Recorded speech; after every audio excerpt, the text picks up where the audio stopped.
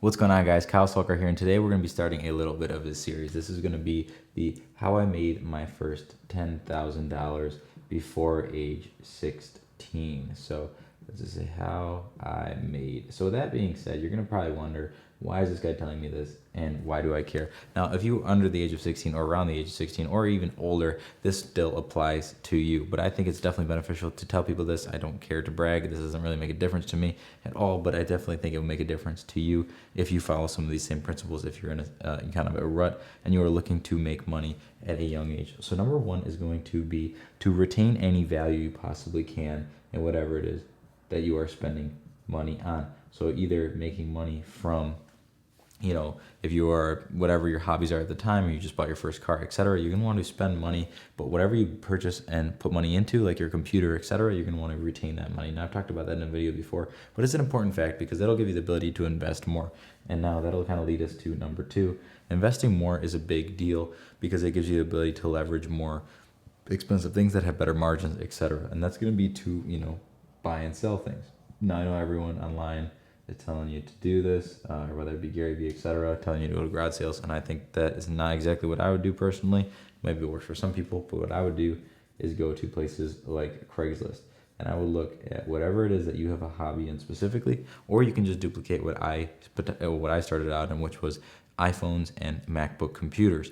Now, there's a big area of want for these devices, so you have a good market, and there's a lot of them available, so you can scale up pretty quickly. Now, what you're going to want to do is to purchase a phone that either has an issue that you can fix, or a computer that has an issue you can fix, or maybe it's just not advertised properly. It's not advertised, particularly well. It has bad photos. It's got smudges on it. It didn't have the box put together, whatever it might be, or just priced very well. Now, that gives you a lot of something called margin. And when you have margin, it gives you the ability to, either improve whatever it is to make more money, or just generally flip the item to make money off of that margin. So essentially, say you buy an iPhone for $200, and then that gives you the ability to either put $100 into fixing it, and then selling it for, say 500, or you sell it for 400 as is.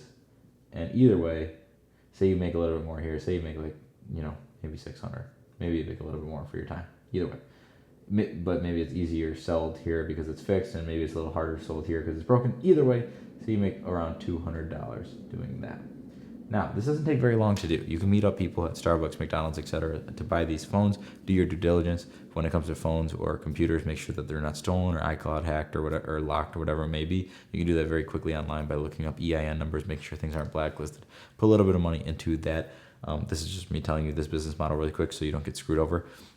And then you can essentially scale this up right here. Now, what I was saying about retaining money here and not spending money everywhere that you can as a young kid, just blowing it or whatever money you get for your birthdays or whatever, in whatever situation that you're in, what's important is because then you can buy more iPhones or whatever it is that you're selling. So instead of making $200 a week, you bought 5 iPhones. So now you're making $1,000 a week.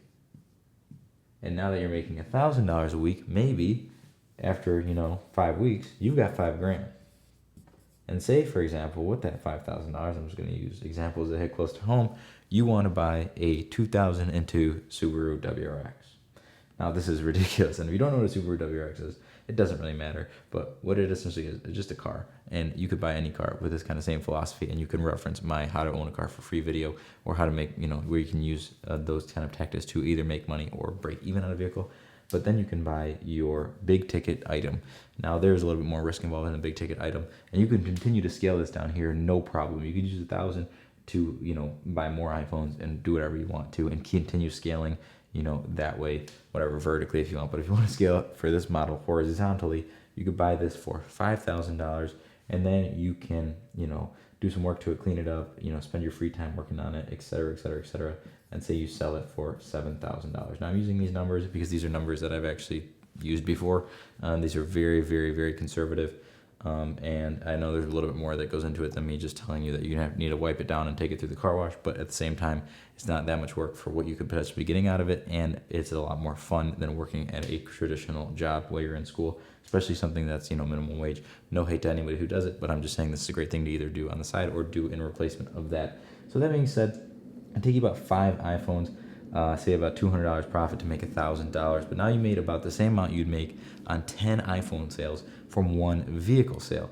Now, this is like I said, this has to be a very broad generalization, but understand these principles. Take into consider not exactly what I'm saying, but how I'm, putting these numbers together and how this can all work in your benefit. Now, starting from essentially zero. Now, I started with an iPhone that was $11, and you might not be as fortunate because I'm a little bit older potentially than you are, but it also shows how old I am.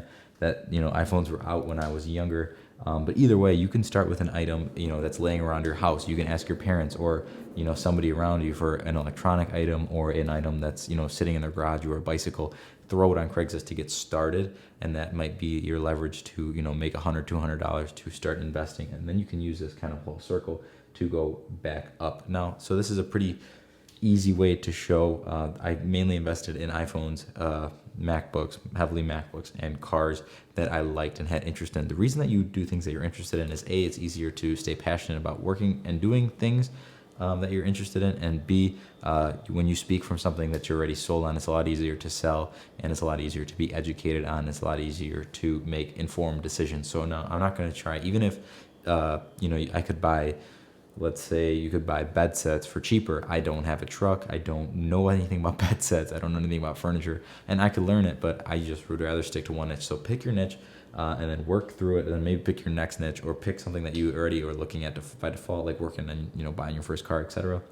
And then use this loop of creating wealth and then retaining wealth in order to get to your first money. So that's how I made my first $10,000 before I was 16 years old. By the time I was 16, I bought myself a 2003 BMW Z4, and that kind of got me started into buying and selling more vehicles. So that being said, guys, thank you so very much for watching. I hope you enjoyed it. Like this video if you liked it, dislike it if you didn't.